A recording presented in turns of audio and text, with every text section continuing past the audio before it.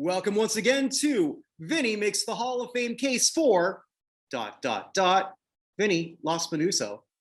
How you doing, buddy? And who is the after the ... I'm doing good. Just a couple more days until we have Thanksgiving here in America.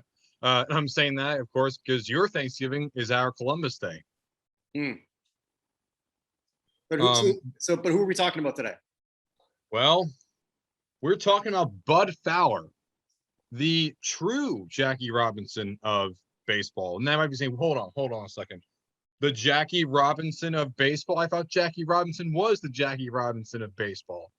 But that's actually not the case. There were African Americans playing organized baseball long before playing organized baseball with other non-African Americans before.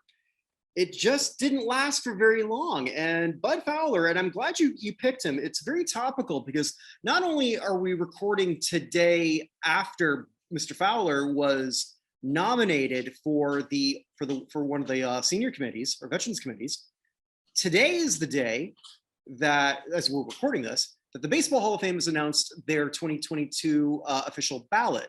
So Baseball Hall of Fame is very much on your mind, on my mind, and on a lot of people's mind. I talked to somebody not that long ago, Jordan Dunlap of Jordan Dunlap TV. He does this great series on Negro League jerseys, and that's up already on the site. And we talked about the candidacy of some of the people involved. Fowler, I think, is going to have a harder time than most, though. But I'm curious. That's what I think. I'm curious about what you think. Yeah. Well, before I get into that, I think a lot of people are curious as to who exactly Bud Fowler is, which I personally call him the Charles Fowler of baseball. And he started playing the sport 30 years before Charles Fowler became the first ever black professional football player. And similarly to Charles Fowler, he is often forgot about by many baseball historians, as you know, neither of them are in their sports respective halls of fame, despite over a century of legacy. So talk about when he started playing baseball. Okay. The earliest thing we know about him is that back in Newcastle, Pennsylvania, he started playing ball for an all-white team when he was 14 years old. But then he started playing for a professional team, another professional team, in 1877. By the way, he was 19 at that point. So you need to know that you realize that you have to be pretty good at that age. I know it was early, but to be 14 years old and to be playing professional baseball, I'm just saying, that's pretty impressive. So Vinny, sorry, not to cut you off. Just so as far as we're aware, Bud is the first African American professional baseball player that we're aware of, correct? Yes, he's just the furthest back we could possibly go, and he was also a damn good ball player in himself. Yes. Okay, sorry. Continue. I just wanted to make sure that was sort of clarified because that's what I read. But you're the historian, buddy, not me. That's true. That is true. He also then, he actually grew up a little bit in Cooperstown for a little bit, and that's actually where he learned to play baseball. So even though Cooperstown is not the birthplace of baseball, it is the place where the Hall of Fame is, and it is where the pioneer of black baseball originated. So that itself is a big reason why I think he's also deserving. Also, when he was playing for the Keokuk Hawkeyes, that was in Iowa, he was considered the best baseball player on the team and the most popular baseball player on the team. Now, mind you, everyone on that team was white except for him. What league was he playing in Iowa? It was called the Western League. Okay. No, that developed into like a pretty productive league, did it not? Um, Actually, unfortunately, it really couldn't because not too long afterwards, they had to Oh, fold thinking of a in different Western League. around 10 years later in Mhm, 1885 due to financial reasons. mhm, So then he eventually went to play in Pueblo, Colorado, mhm. and then he went to Topeka, Kansas, where he won the pennant for the team and even led the league in triples. And then he moved to Binghamton, New York, and played a team there. And then he went to Indiana, back in Nebraska for their league. So basically, all in all, the main theme with Mr. Bud Fowler here is that he was someone that all throughout would hop on different teams and he would always be one of the best players on those said teams. In fact, in 1894, Home Run Johnson, another player that he's up on the ballot with, Mhm. and a few others formed the Page Fence Giants in Adrian, Michigan, and they even signed Sol White, someone who has been considered. I think he is someone that is in the Baseball Hall of Fame, if I recall, and he is someone that the Suffolk County Hall of Fame, in my particular county, has been considering for their own Hall of Fame. And he considered to still play for a while, and then his last known time playing was actually for the Cuban Giants, who, of course, the first ever Negro League team, and were founded in the neighboring town of mine, Babylon, New York. Cuban Giants, of course, was where Charles Fowles played when he was done playing football. And so, in total, according to James Riley, big baseball historian, he said that a record for an African American player until broken by Jackie Robinson, 10 seasons. That was a record. And you say about 10 seasons, I have mixed feelings on having it being the 10 season limit. I would have preferred if it was like 8 or maybe 7, maybe, but at the same time, those are the rules. And Jackie Robinson, it took roughly almost 5 decades later for that to be broken. And considering that Bud Fowler is the earliest known black baseball player, he was one of the best players in that time. No matter where he went, he was always exceptional.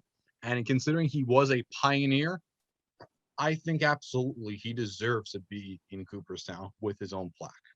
Now, what would you gauge his odds are? Now, I'm looking at who he's up against. Uh, so Bill Dolan, John Donaldson, Vic Harris, Home Run Johnson, who you mentioned earlier, Lefty O'Doul, Buck O'Neill, Dick Redding, Ali Reynolds, George Scales. I can't imagine that there's a scenario alive where Buck O'Neill doesn't get in automatically.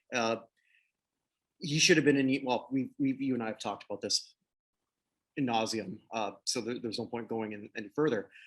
But it's not often that they're going to have multiples on a vet Mm, committee. Sometimes, more often than not, they don't elect anybody. yeah. And I asked this of Jordan, and this is what I personally believe, as weird as it sounds, that we're talking about 10 men who've long since passed. There's a recency bias. Mm, We yeah. have virtually, well, not virtually, there is no archival footage of Bud Fowler playing. Where we do have some of that with the others in terms of stats. And kudos to the baseballreference.com, which has done just such an incredible job. I love him. Uh, yeah, as do I, of putting together the stats for as good as they could for the Negro League players. But there still isn't very much that we know about that.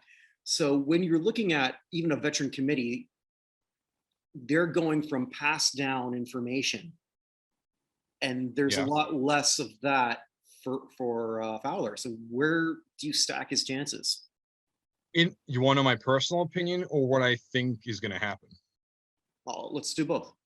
Okay. In my personal opinion, considering that he has in Cooperstown, New York, he has his own day named after him, and considering that there's an exhibit at Doubleday Field, and considering that he is so, and considering they finally marked his grave in 1987, considering he is such a big deal for that community, I think if it was up to me, out of those 4 people that I would put on my ballot of the 10, I would definitely put him as one of my 4, Okay. along with Bill Dolan and John Donaldson and Buck O'Neill. No question. Yeah, that was going to be my next question. Actually, was that would be mine. But obviously, unfortunately, there's still no Doc Adams, but which is neither here nor there. All right, so then, yeah.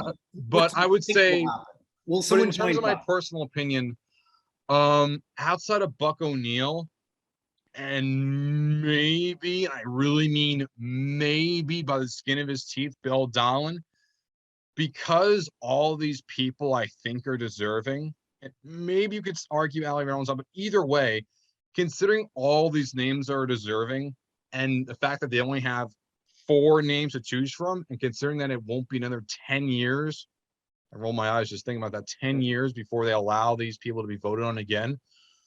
I just cannot see any scenario. As much as I think Bud Fowler is absolutely deserving, I just can't see any scenario in which he makes it. I just can't. And I hate saying that, but I just can't see it I as think much also as I too, like it. what people need to understand, you can vote for 4, but you don't have to. I think you should. Like, I think every one of these people are honestly deserving. And if I had it my way, I'd vote for 5 out of the 10. Like, if you were to do max, I do 5. But at the same time, with the rules that are unfortunately in place, we have to wait another 10 years before these people are even considered again. And unfortunately for someone like Fowler, despite being such a massive pioneer for the sport and despite being viewed by the town of Cooperstown as Hall of Fame like, I just can't see it for a while, maybe even a long time, before he is finally giving that true recognition that he has deserved ever since the moment he started picking up that ball and playing at the age of 14. Okay. Well, I think this is pretty impassioned. Well, they all are from you.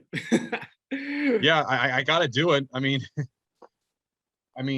I just feel like the reason as to why I'm big into people like him is because I know that there's so many that have a recency bias, and that's completely understandable.